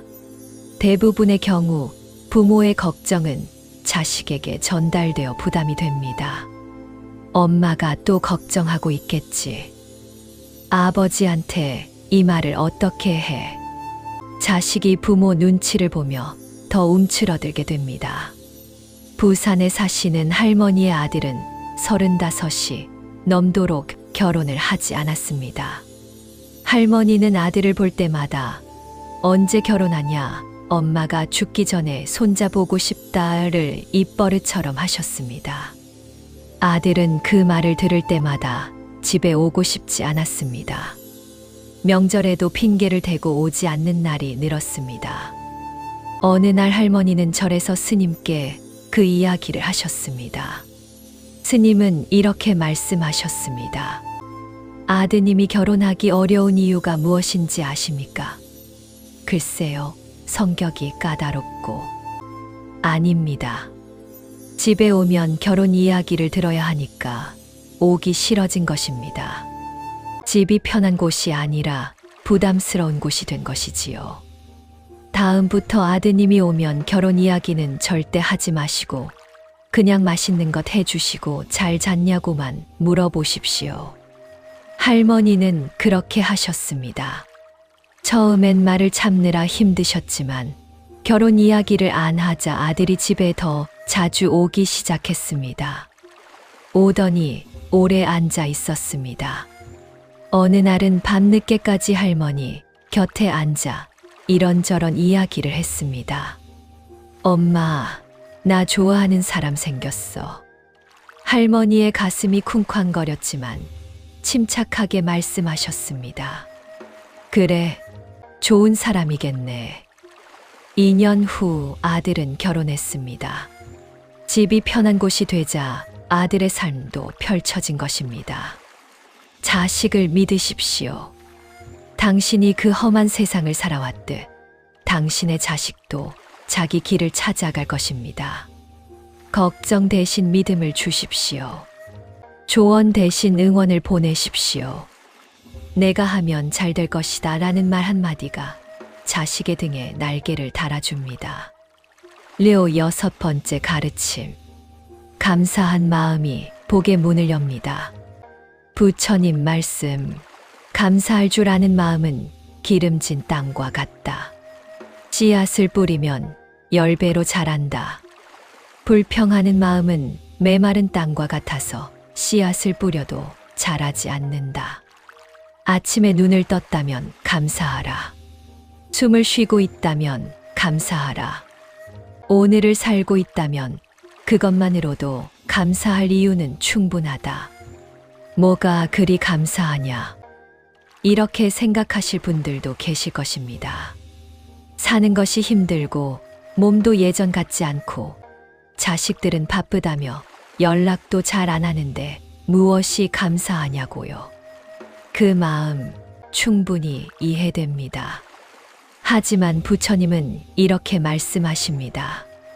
감사는 상황이 좋아진 다음에 오는 것이 아닙니다. 감사하는 마음이 먼저 와야 상황이 좋아집니다. 불평하는 집에는 복이 머물지 않습니다. 작은 것에도 감사하고 있는 것에 감사하는 집에 복이 쌓입니다. 강원도 산골에 2집이 나란히 있었습니다. 한 집 할머니는 매일 불평이었습니다. 이 산골에 살다 보니 무엇 하나 편한 게 없다. 겨울엔 춥고 여름엔 벌레가 많고 자식들은 멀리 살고. 옆집 할머니는 달랐습니다. 아이고 좋아라. 오늘도 산에 안개가 예쁘게 내려왔네. 공기가 좋으니 내 몸이 건강한 거야. 자식들이 멀리 살아도 설날에 다들 오잖아. 그것만으로도 얼마나 좋은지. 몇 년 후 마을에서 농사 지원 사업을 하게 되었는데 마을 이장이 자연스럽게 감사 할머니 집을 먼저 추천했습니다. 불평 할머니 집은 사람들이 드나들기를 꺼렸고 감사 할머니 집에는 늘 사람들이 모였습니다. 자식들도 감사 할머니 집에는 자주 왔고 불평 할머니 집에는 오는 것을 부담스러워했습니다. 감사하는 마음 하나가 2집의 풍경을 완전히 다르게 만든 것입니다. 오늘 밤부터 이 연습을 해보십시오. 잠자리에 드시기 전 눈을 감고 오늘 감사했던 것 3가지만 떠올려 보십시오. 아주 작아도 됩니다. 오늘 밥이 맛있었다. 날씨가 따뜻했다. 자식에게서 문자가 왔다. 이 세 가지를 마음속으로 되새기다 잠드시면 그 하루가 풍요로운 하루로 마무리됩니다. 그리고 그런 하루가 쌓이면 삶 전체가 달라집니다. 감사한 마음이 집안의 가장 큰 재산입니다. 불평 대신 감사를 선택할 때 집안의 기운이 바뀝니다. 7번째 가르침. 지나간 슬픔을 더 이상 붙들지 마십시오. 부처님 말씀. 과거에 일어난 일은 이미 끝났다. 그것을 되새기며 지금을 낭비하는 것은 이미 꺼진 불을 보며 연기를 탓하는 것과 같다. 지나간 것은 지나가게 두어라. 다가오지 않은 것은 기다리지 말아라. 오직 지금 이 순간을 온전히 살아라. 어르신들이 때로 이런 말씀을 하십니다. 그때 그러지 말았어야 했는데, 그 사람에게 더 잘해줄 걸. 그때 그 집을 팔지 말았어야 했는데. 지나간 일들이 잠자리에 드실 때마다 되살아나 마음을 괴롭히지는 않으십니까? 그 과거의 아픔들, 그 후회들이 지금 이 순간에도 당신의 에너지를 빼앗고 있습니다. 그리고 그 빼앗긴 에너지만큼 지금 해야 할 일들, 지금 가족들을 위해 쓸 수 있는 사랑의 힘이 줄어듭니다. 부처님은 말씀하십니다. 과거는 배움을 주기 위해 존재하는 것이지, 붙들고 괴로워하기 위해 존재하는 것이 아니라고.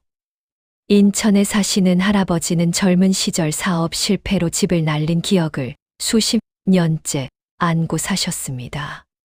그때 가족들이 고생한 것이 너무나 미안하고 죄스러워서 그 이야기가 나올 때마다 울적해지셨습니다.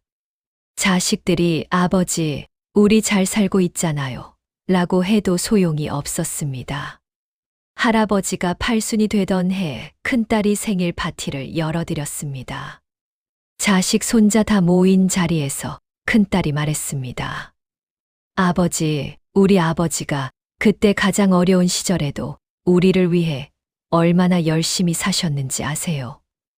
그때 우리가 많이 고생했지만 그 고생 덕분에 우리가 이렇게 강해졌어요. 아버지한테 고마워요. 자식들이 하나씩 같은 말을 했습니다. 할아버지는 그 자리에서 평생 참았던 눈물을 쏟으셨습니다. 내가 그때 너희를 고생시킨 게 지금까지 마음에 걸렸는데. 큰딸이 손을 꼭 잡으며 말했습니다. 아버지, 이제 그만 내려놓으세요. 그때 아버지가 최선을 다하셨다는 거 우리 다 알아요. 그날 이후 할아버지는 달라지셨습니다. 오래된 짐을 내려놓으시니 어깨가 펴지셨습니다. 얼굴에 웃음이 돌아왔습니다. 손자들과 더 많이 놀아주셨습니다. 과거의 죄책감 대신 지금의 사랑에 집중하시니 집안이 더 환해졌습니다. 어르신, 혹시 수십 년 된 죄책감이나 후회를 아직도 품고 계십니까? 오늘 밤 그것을 부처님 앞에 내려놓으십시오. 마음속으로 이렇게 말씀해 보십시오. 나는 그때 내가 할 수 있는 최선을 다했다. 그 시절의 나를 용서한다. 이제 지금을 살겠다. 그 말과 함께 긴 숨을 한 번 내쉬십시오. 그 숨과 함께 낡은 짐이 조금씩 빠져나갑니다. 8번째 가르침. 집안의 화목이 모든 복의 근본입니다. 부처님 말씀. 집안이 화목하면 모든 일이 이루어진다. 가족이 서로 사랑하고 아끼면 그 기운이 문 밖으로 흘러 이웃을 따뜻하게 하고 세상을 밝게 한다. 집 안에서의 화목이 모든 행복의 시작이다. 부처님은 집안의 화목을 그 무엇보다 소중하게 여기셨습니다. 아무리 많은 재산이 있어도 가족 사이가 나쁘면 그 집은 불행합니다. 반대로 넉넉지 않아도 가족 사이에 웃음이 있으면 그 집은 행복합니다. 화목한 집은 돈으로도 살 수 없는 가장 큰 복입니다.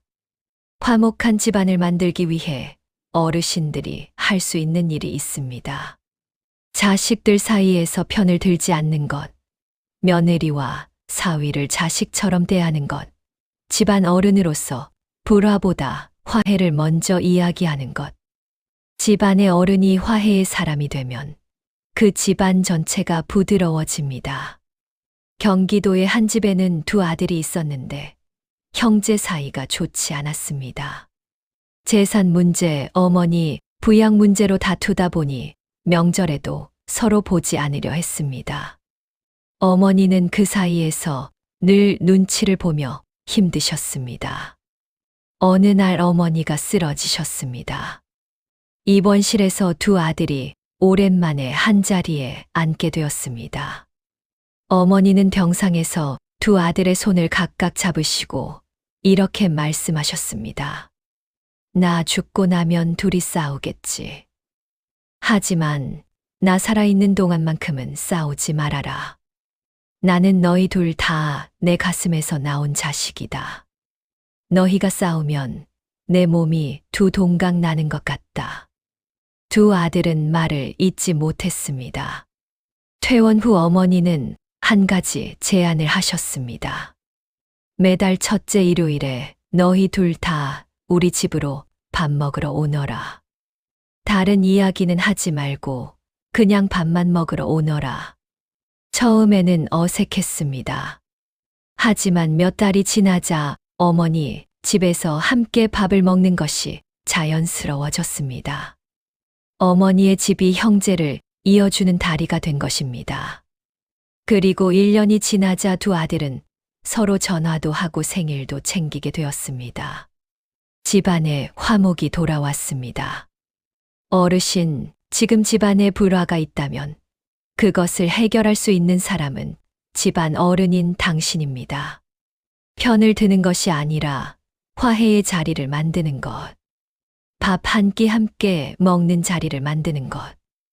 그 작은 시작이 집안의 기운을 바꿉니다. 화목한 집안에 복이 깃들고 복이 깃든 집안에서 일이 술술 풀립니다. 화목한 가정이 세상에서 가장 좋은 절이요. 가장 큰 기도입니다. 9번째 가르침. 나이 들면 완성이지 쇠락이 아닙니다. 부처님 말씀. 오래된 나무는 뿌리가 깊다. 뿌리가 깊기에 폭풍이 와도 쓰러지지 않고 그늘이 넓기에 많은 이들이 그 아래서 쉰다. 나이 드는 것을 두려워하지 말라.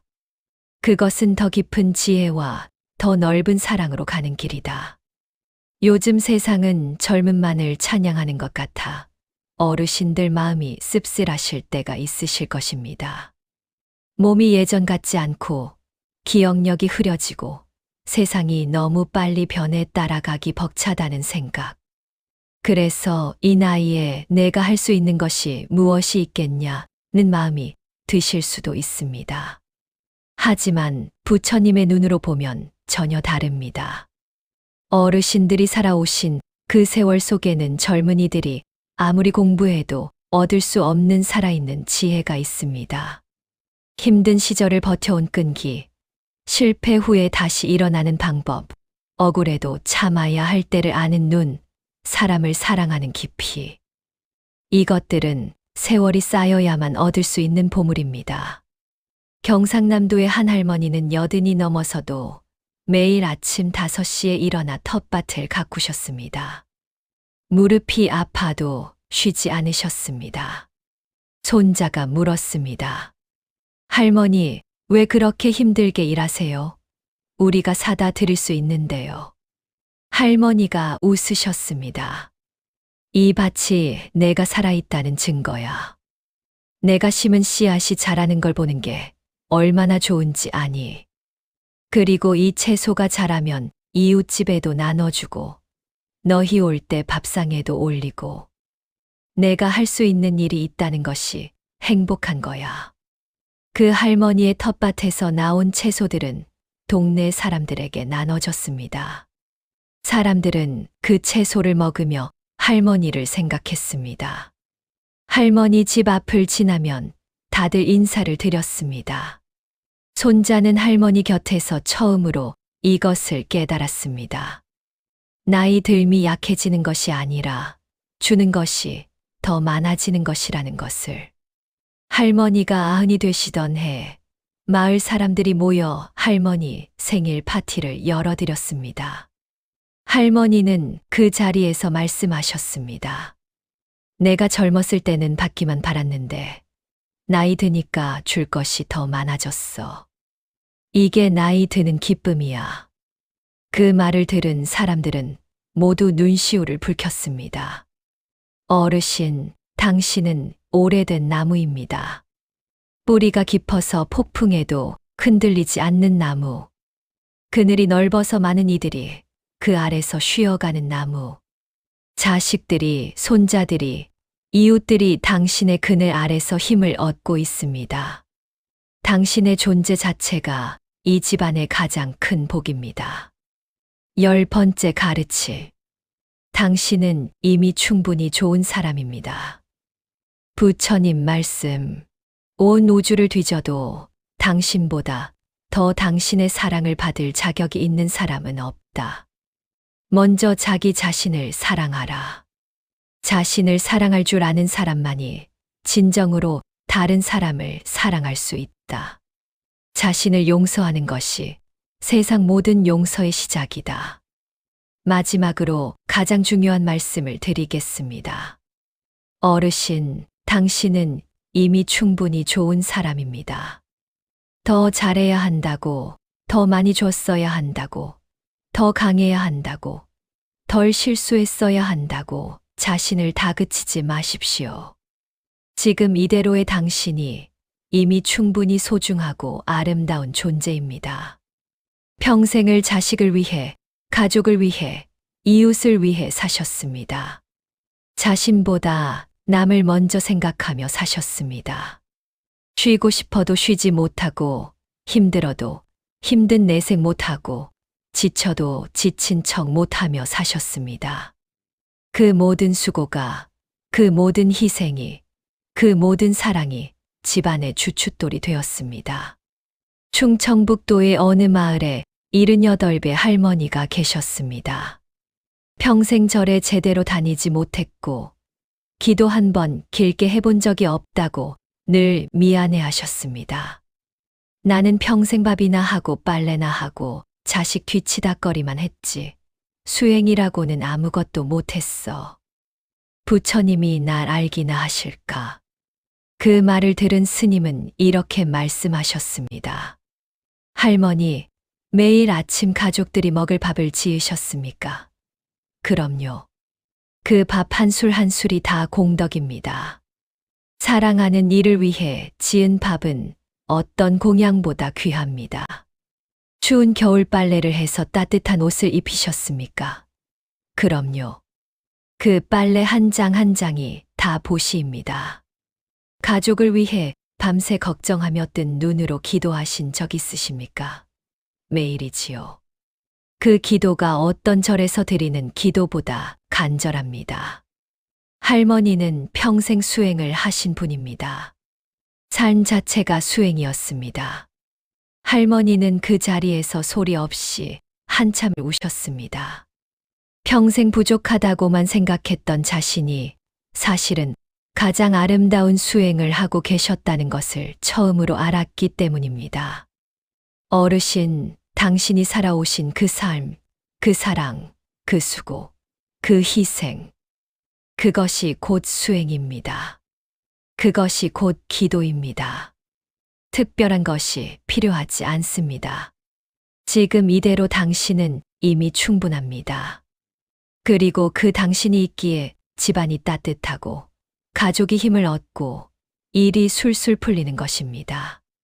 오늘 밤 잠자리에 드시기 전 자신에게 이렇게 말씀해 보십시오. 나는 잘 살아왔다. 나는 충분히 사랑했다. 나는 충분히 좋은 사람이다. 오늘도 수고했다. 그 말이 처음에는 어색하실 수 있습니다. 하지만 매일 밤 그 말을 들으며 잠이 드신다면 어느새 그 말이 진심으로 느껴지는 날이 옵니다. 그날부터 당신의 삶은 더 가볍고 더 환해질 것입니다. 당신이 이미 충분합니다. 지금 이 자리에 당신이 집안의 가장 큰 복입니다. 오늘 밤 편안한 잠 속으로 부처님의 따뜻한 빛이 함께합니다. 자, 이제 두 눈을 천천히 감아 보십시오. 오늘 하루도 정말 수고하셨습니다. 아침에 눈을 뜨고 밥을 먹고 숨을 쉬고 걷고 누군가를 생각하고 또 하루를 살아내셨습니다. 그 모든 것이 다 삶이었습니다. 그 삶을 살아내신 것에 진심으로 박수를 보내드립니다. 이제 몸의 모든 긴장을 내려놓으십시오.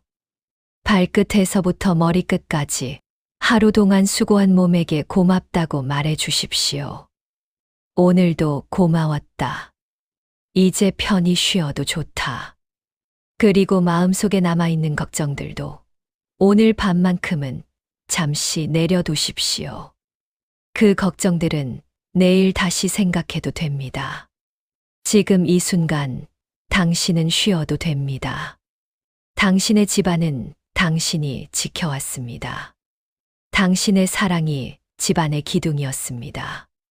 그 사랑이 내일도 모레도 계속될 것이며 자식들에게, 손자들에게 흘러가 대대로 이어질 것입니다. 부처님은 그것을 알고 계십니다. 그리고 말씀하십니다. 잘 하셨습니다. 이제 쉬십시오. 오늘 밤 이 말씀을 들으신 당신의 집안에 따뜻함과 평화가 가득하기를, 자식들의 일이 하나씩 술술 풀려가기를, 가족 모두가 건강하고 서로 사랑하기를, 당신의 마음에 불안 대신 고요함이 깃들기를, 그리고 내일 아침 눈을 뜰 때 새로운 하루의 기적을 느끼실 수 있기를 부처님의 이름으로 진심으로 기원합니다. 나무아미타불, 나무아미타불, 나무아미타불. 자면서 듣는 법문 매일 5분의 기적.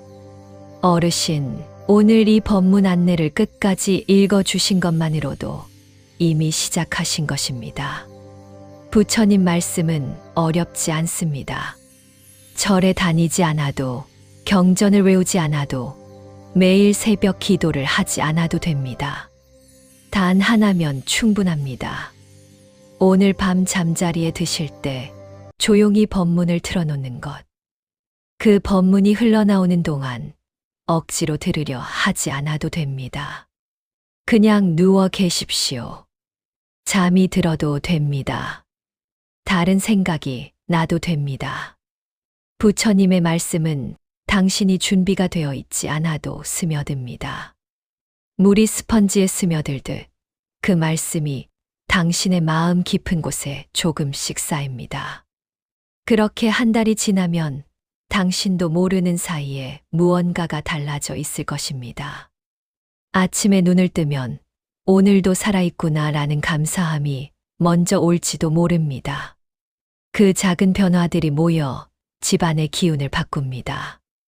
오늘 밤 이 말씀을 접하신 당신과 당신의 가족 모두에게 부처님의 자비로운 빛이 가득하기를, 집안이 따뜻하게 화목해지기를, 막혔던 일들이 하나씩 술술 풀려가기를, 불안한 마음이 고요한 평화로 채워지기를, 자식들이 건강하고 제 길을 찾아가기를, 그리고 내일 아침 눈을 뜰 때 새로운 하루의 기쁨을 느끼실 수 있기를 진심으로 기원하고 또 기원합니다. 편안히 쉬십시오. 오늘의 이야기가 보살님의 밤의 작은 안식에 쉼터이길 기원드리며 소중한 댓글로 마음을 남겨주시면서 구독과 좋아요, 저희와 정겨운 인연이 되어주시면 부처님 말씀 올리는데 저에게 큰 힘이 되고 있습니다. 늘 건강하시고 행복하세요. 나무관 세음보살, 나무관 세음보살, 나무관 세음보살 마살.